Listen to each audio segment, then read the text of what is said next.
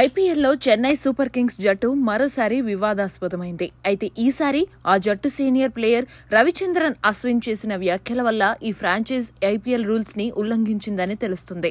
గత 2 రోజులుగా ఇదే రచ్చ జరుగుతుంది. అయితే ఈ ఆరోపణలపై ఆ జట్టు యాజమాన్యం స్పందించింది.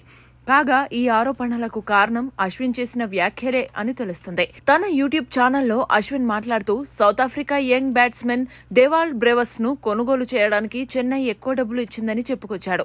అంతేకాదు ఐపీఎల్ నిబంధనలకు మించి ఎక్కువ డబ్బులు ఇచ్చారని ఆరోపించాడు. ఇప్పుడు ఈ వివాదంపై సీఎస్కే యాజమాన్యం అధికారికంగా స్పందించింది. నిబంధనలకు అనుగుణంగానే బ్రేవస్ ను సెలెక్ట్ చేసుకున్నామని, గాయపడిన లేదా అందుబాటులో లేని ఆటగాళ్ల స్థానంలో కొత్తగా ఆటగాళ్లను తీసుకురావడానికి అనుమతించే ఐపీఎల్ సబ్స్టిట్యూట్ ప్లేయర్ నిబంధన కింద ఈ నిర్ణయం తీసుకున్నామని చెన్నై యాజమాన్యం చెప్పుకొచ్చింది. కాగా ఐపీఎల్ మెగా ఆక్షన్ లో గుర్జనప్రీత్ సింగ్ అనే ఆటగాడిని సీఎస్కే 2.2 కోట్ల రూపాయలకు కొనుగోలు చేసింది. అతను గాయపడటంతో అతని స్థానంలో బ్రెవస్ ను అదే 2.2 కోట్ల రూపాయలకు బేస్ ప్రైస్ తో జట్టులోకి తీసుకుంది. అయితే అశ్విన్ బ్రెవస్ గురించి మాట్లాడటంతో ఈ వీడియో వైరల్ అయింది.